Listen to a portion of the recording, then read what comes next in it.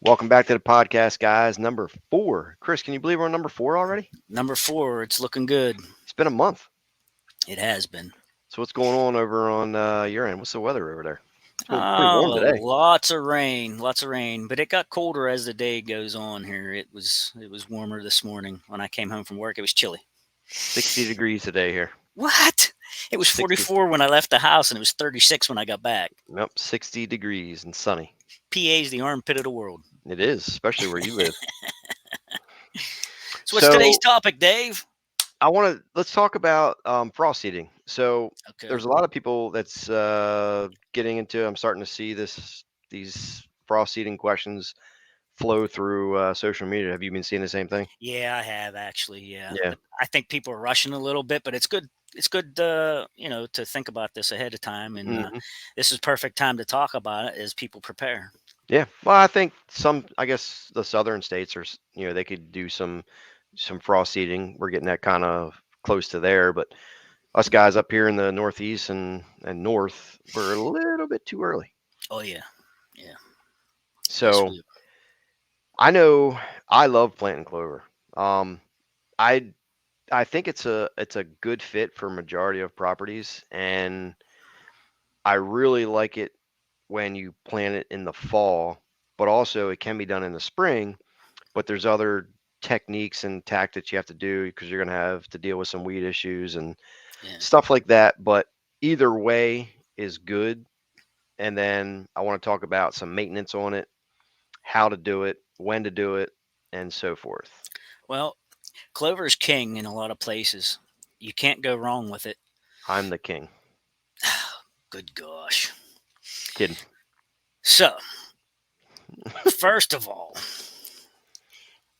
you have to have a good spot for this. What do you mean, good And spot?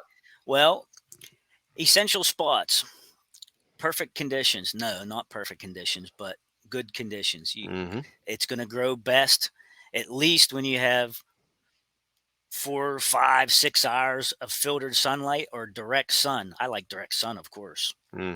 every chance you get. I want to cut you off real quick on that. Go ahead. Hold that thought. But real quick, for anybody that's frost seeding clover and or you're planting anything in the woods, okay? These plants have to have sun. Definitely. Gotta have sun. And I learned this years ago the hard way. I grew a food plot in the woods. The plants, what happens is the plants grow really fast, okay?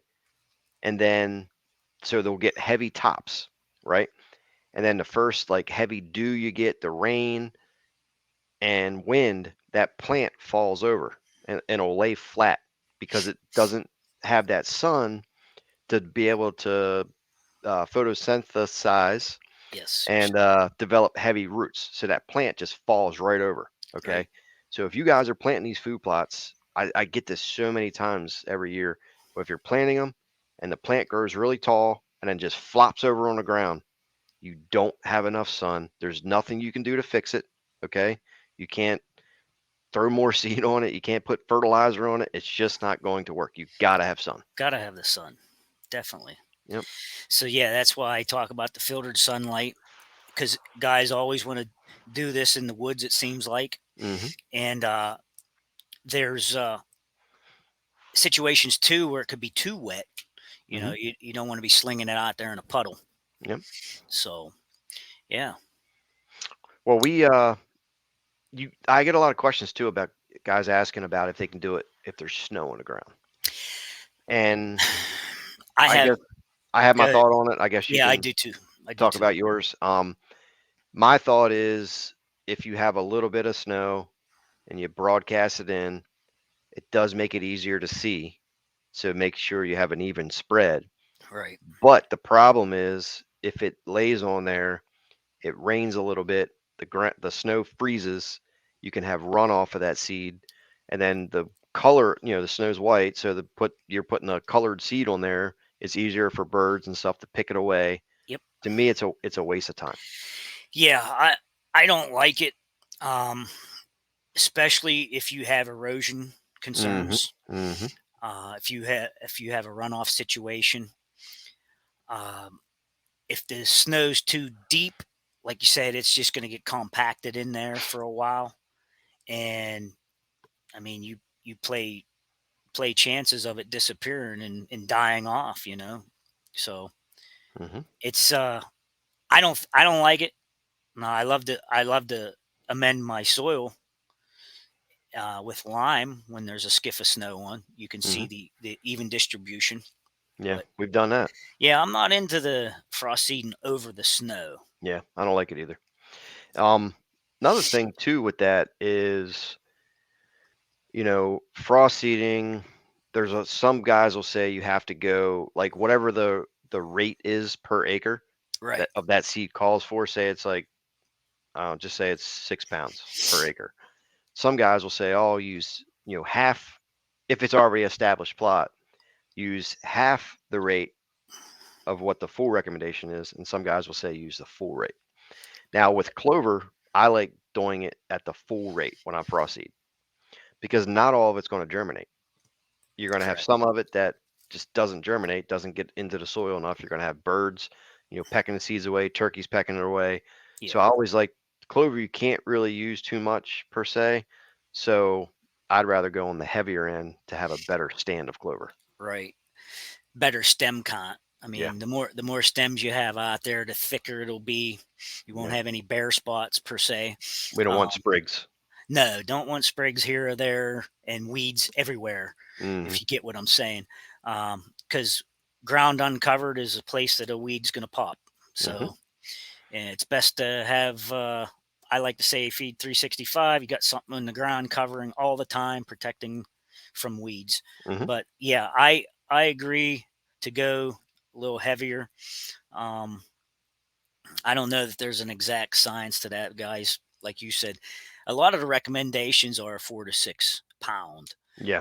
per acre. So yeah, if it's already established though, um, you're if it was a blend, if it was in a blend last year, you're going to have bare spots. Oh yeah. So you may as well go ahead and use a full dosage and fill all Hmm. that in. Yeah. So it is so minute, you know. But So I mean, the seeds are so small. they're so tiny, and if you Yeah. got a bare spot this big, and only two or three, four or five, let's say even 10 seeds fall in there, that's not a lot. Yeah. And the guys for listening audio, Chris is showing a picture of like a 6-inch circle with his hands. Yeah, You get two seeds in there, that doesn't cover anything. no, no, that's not enough. So Yeah. yeah, a full rate, you're gonna get some coverage there, for Hmm. sure, for Yeah. sure. But here again, now that we're talking about the ground, um, it's essential to have debris cleared, Yeah. leaf litter, sticks, stones, whatever, Hmm. to get that down to the dirt. Hmm. You need that soil to seed contact. Yeah. Well, think of the wood spot we did at the old farm. Hmm. We went in there with leaf blowers and, Yep. blew the debris out and we came through and frost seeded it Yep. and it turned out great. I Yep. We've actually even had, gone as far as raking and burning before too. yeah, did that too. Yeah. I actually had, a follower send me a message the other day. It was earlier in the week asking just about this, about frost seeding. He was buying some hot chick from Domain and comeback kid, and he wanted to frost seed it into a brand new spot. Okay. And I actually turned him off of that because nothing was ever done to it. It was kind of a woods area. He was asking if he can, rake the leaves off now and frost seed it. I said, yes, Technically, he could you can, but in the spring green up, you're going to have a massive flush of weed. weeds. Yeah, I said it might be so bad to where the clover may not even germinate. Really, It's it possible. just might get smothered out. I said your best bet is to, yes, you can rake them now, do a soil test, get some lime in there now on bare ground.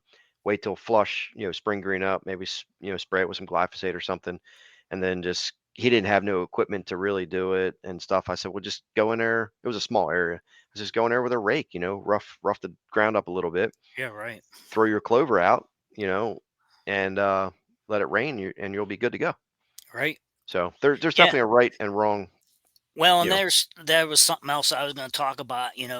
Why does somebody want to frost seed? Well, because it is so economical. You don't need all this tillage equipment and tractors and things. You can do Hmm. this stuff with hand tools. You Hmm. can you can go in, like Dave just said, go in and rake it out.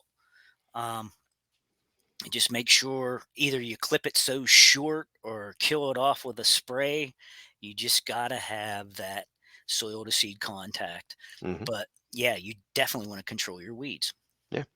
Let's talk a little bit about different ways to establish clover. Okay. Some is better than others, but let's start with, obviously, let's say you're starting a brand new plot. All right. In my, what I like to do with it, and you can talk about, what you like to do too. But if it's a brand new ground, never been touched, I like to come in there and wait till spring green up. I'll spray it with glyphosate 2,4-D, kill everything off if it's brand new spot. Wait 2 weeks or something, and I will disc that ground, and then I will broadcast my seed. Okay. I'll wait till it comes up, and yes, you're going to have some weeds. Sure. And the past 3 years, I think the past 3 years, I've been using a product called IMOX. Yes. IMOX has been amazing. It kills grasses and broadleaf weeds all in one package. And I'll wait till, the weeds or whatever about a foot tall, clover's established, weeds are coming in. I'll go through, spray it one time with IMOX. I'll wait 2 weeks or something, mow it, and then you got a beautiful clover plot. I did that as well last year. Yeah. So And that would be your spring planting. you're right. Yeah, that did work out well for me too. I did The the IMOX. same. Yes. Yeah. The Yeah. IMOX. That thing's I mean, and it's labeled as, I think, a pond Aquatic. Yeah. aquatic herbicide, but somebody out there tried it and it caught on, and it Hmm. is amazing. Yeah. I If anybody's thinking of using IMOX, it's roughly 7 to 9 ounces of IMOX per acre, Per acre. mixed in roughly, whatever it is, 20, 25 gallons of water. Yeah. But if you can hit those weeds early on in that clover plot, it is an amazing product to Yeah, it kill worked weeds. out well because Yeah. last year we had that drought and the weeds Hmm. just took over. Yeah. And I had probably 12 to 18-inch of weed. So I went out and brush hogged it, I don't know, 6 or 8 inches high, waited a couple of days for it to Hmm. start bouncing back, sprayed it with the IMOX. And that's the important part too. The active growth in the weeds have to be, they have to actively be growing. I Hmm. mean, to really take when you spray a Yeah. herbicide like that. And Well, it's a post-emergent. yeah, and they were bouncing back. I hit it.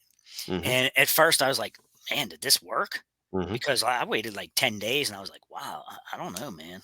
Takes a. Well, about the 15th day, that thing burned to the ground and there was just beautiful clover Hmm. when when the drought finally ended, like a week later, I saw that there was going to be rain in the forecast. That's why I did it when I did it. Hmm. And when we got that rain, holy smokes, did I get a flush? Oh yeah. Yeah. you know and I. deer were in their head down already a little Hmm. bit feeding around, Yep. but when I got that weed off, holy mackerel, Hmm. they was Well, in there hitting it. you get the weeds in there, they're taking over, nutrients from the soil Oh yeah, yeah, that it could be giving it to the clover. So when you definitely. eliminate those weeds, Yeah, then you got clover that can actually uptake use, and use. the Yep, nutrients. So for sure, therefore, it would be more palatable to the deer. for sure, for sure. Yeah. Let's jump into a fall planting. All Now, right, I've done this for many years, and I did this actually last year. I did it last year as well. Yep. So we had, or myself, I think you planted the same thing, but I had a brassica plot of bombshell Hmm. from Domain, and I mixed in a jug of comeback kid. Okay.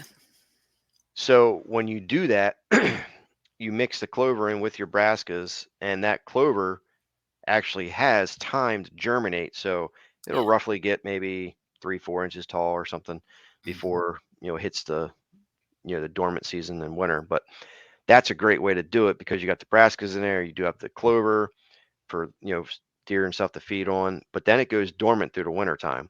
Yeah. Spring green up, your clover is going to come back. Ooh, The second brassicas, year. Good Yes, stuff. yes, it'll come back, and usually you may have to hit it with an herbicide, but a lot of times in that case, you just mow it a couple times and you'll be good. It just really depends on how many weeds you have, but Yeah. um, that's a good way to establish it as well. Yeah, you're not gonna see a whole lot of growth come on, Hmm. but when it, after spring green up and the soil temperature gets between, you know, 50 to 65 is a Hmm. good germination for your soil temp. But Hmm. boy, once it hits 60, 65, it's starting to jump. Second year is way better than first every Yeah. time. People plant clover and they get disgusted. This stuff didn't grow. It's a slow grower. It has Yeah. to establish all those roots. Nope. And I know you wanted to touch on this anyhow. When you get down below the dirt, the soil level, those roots come on. And we want to talk about the ribosomes and the nodules. Oh God, you brought up the Uh, nodules. the nodules. Yep. Yeah. So clover produ clover produces its own nitrogen. Did you know that? I did know that. Did you know that a seed produces its own nitrogen? No, I It did not know that. because it doesn't. It doesn't. So A a lot. bag of seed does not have nitrogen in it. No. So guess what you So need to do at planting? yeah, add a little bit of nitrogen. Ooh, Now you don't need a lot. Like starter starter, fertilizer. right? Because everything needs a little bit of nitrogen to get going. Now, Sure it does. guys, it's an argument on social media. People will say, "Oh, I'm planting clover plot," and then they'll say, "Oh, I used triple 10 or 5, 15, 15, whatever," and then that person will get attacked saying, "You're an idiot. Why are you throwing nitrogen at clover? It produces its own." Right. Well, let's see. Before it can actually produce nitrogen, it's actually got to germinate and develop into a plant. And Hmm. those nodules, okay, don't actually become active until like 60, 70, 80 days for that clover to actually start producing its nitrogen. So, yeah, you're going to get me fired up. Oh yeah, yeah. Well, and that's why, too, some of these companies they prey on people like that, Hmm. and they put a fall blend together or something and say, "Oh, well, we put clover in that to feed your brassicas." Well, they're probably not going to feed the brassicas because they're not established and don't have that root system in the nodules yet. Yeah, Once they get established, now next year and the second year, if you plant some brassicas in that same spot, sure, there's some nitrogen bank there for yeah, sure. yeah, you'll You have know, some free nitrogen. yeah, for sure. And I mean, I don't know the math on it, like how much nitrogen it could produce, per acre. I used to know that, but I can't think of it off the top of my head. But if you have good soil and you get a good growth of nodules on there to produce, it's a decent amount of nitrogen. Um, but nothing's going to be as powerful as adding fertilizer. Right. I mean, people kind of don't, like to add the whole synthetic fertilizer and everybody's into this no-till stuff now, Well, but the no-till guys say that the atmosphere is full of free nitrogen, it and is. Yeah. it is. And you got rainfall, rains, nitrogen, and all that. So, That's part of your um, photosynthesis, though. I mean, come yeah, on. right. Everybody So, does know that. So hmm, that's really not an arguable point. yeah. So, But I mean, for if guys optimal, are, yeah, you know, yeah. go So ahead. if guys are planting clover, just realize that a bare seed doesn't produce nitrogen. It has to develop. It has to, like Chris said, you have to get. It takes time to develop those roots. Then the plant actually starts to grow, and then it takes time. Like it takes whatever it is, 45, 60, 70, 80 days for those little balls really that grows on the roots, and that's your nitrogen. So it takes time. So you have to give it a little bit of Not only nitrogen. not only that, but like I said earlier, germination doesn't even happen till 50 till the soil gets Yeah. above 50. Hmm. So a guy might throw it out there in, you know, March, April, May, like where I'm at. Sometimes you can still get snow in May, Hmm. and they're not seeing anything and they're worried. So you have to have the soil temperature up. have to give it time to establish Hmm. before you can even get nitrogen banked. Yeah. So, Yeah. Another yeah. thing too, I want to just touch on is too a lot of I've seen it on a few other companies that sell clover seed or seed in general, but they'll put on the bag, 30% protein. Oh, Okay. you Well, have to have optimal right. soil. Yeah. So people will say, they'll buy this bag of seed and say, hey, before they even plant it, I see posts of it online all the time. I'm feeding my deer 30% protein. Well, no, you're not. I mean, you could, but it takes a lot of stuff to work together in that soil, a really high quality soil, Yeah. in order for that clover to actually produce 30% Yeah, your soil test needs to be spot on. yeah. So just because the bag says it, yeah, well, yeah, clover can produce 30% protein. Yeah, But if your soil's not right, it's never going to produce that.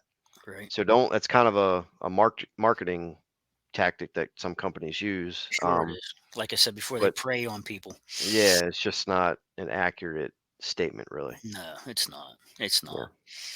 So, how about what kind of seeds can be frost seeded? And I've got a list of things that I can say off.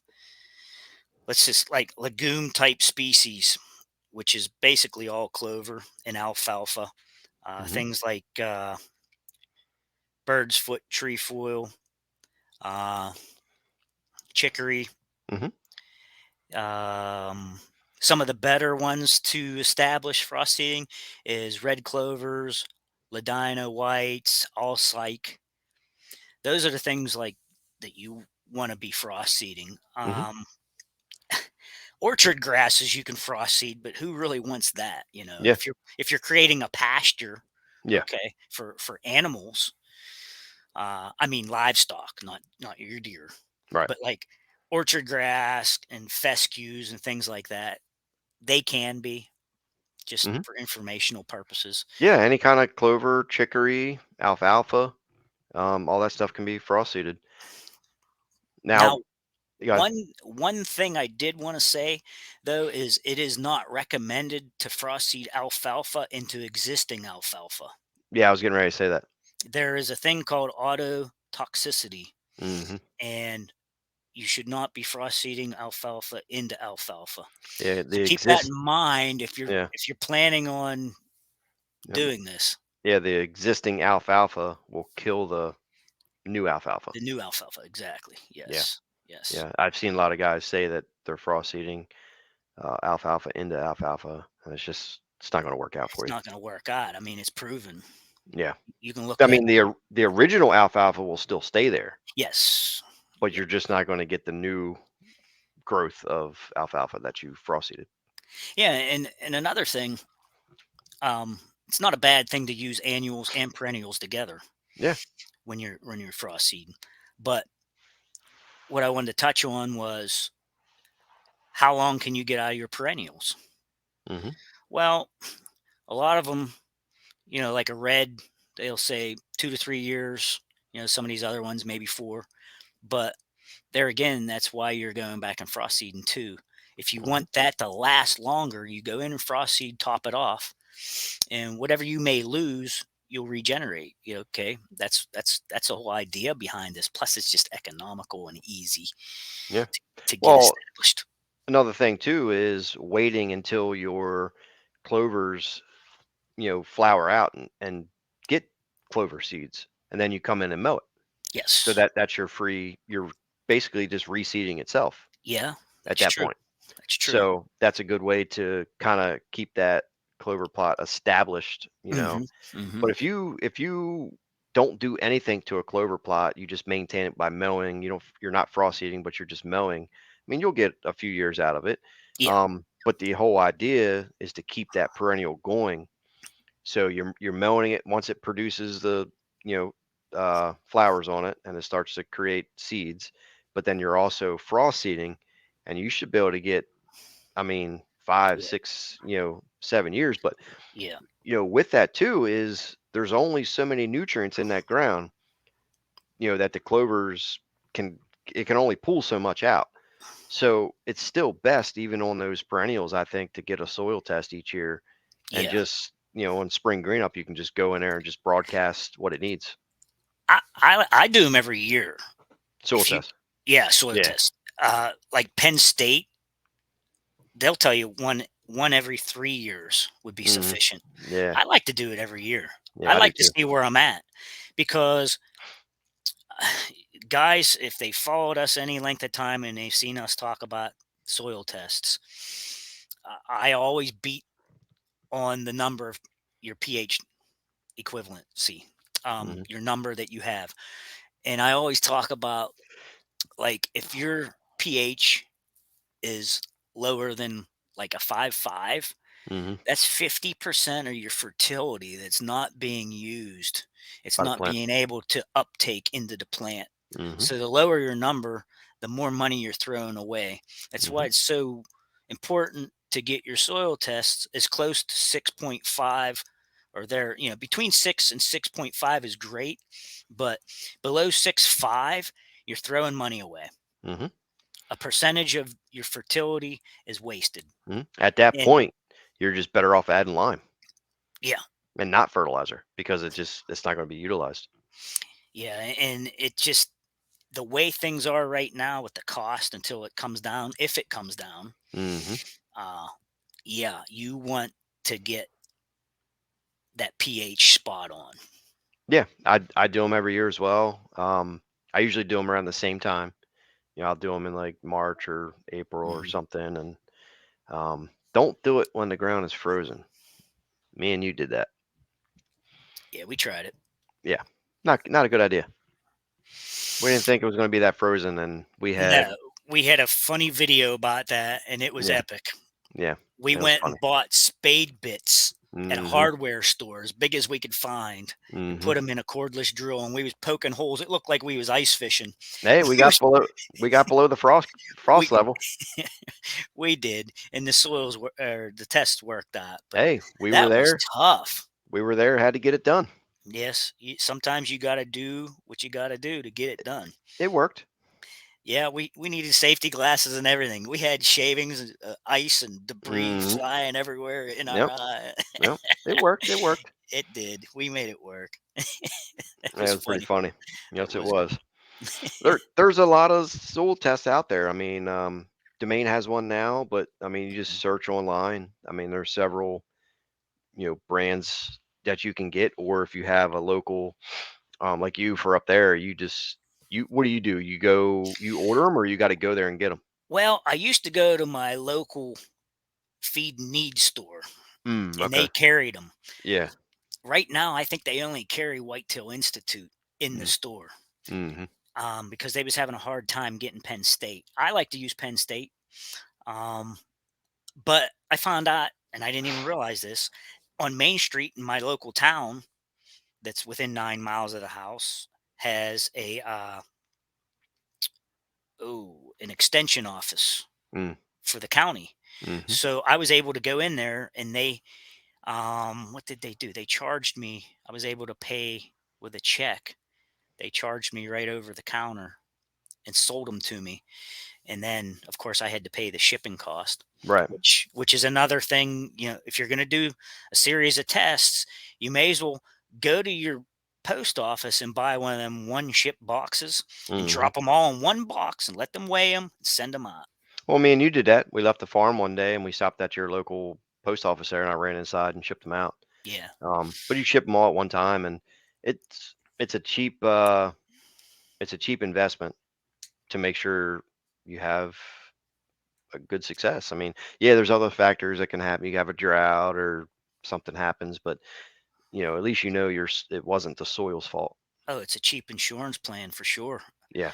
I don't know why anybody would want to skip it because You you're know, playing Russian roulette.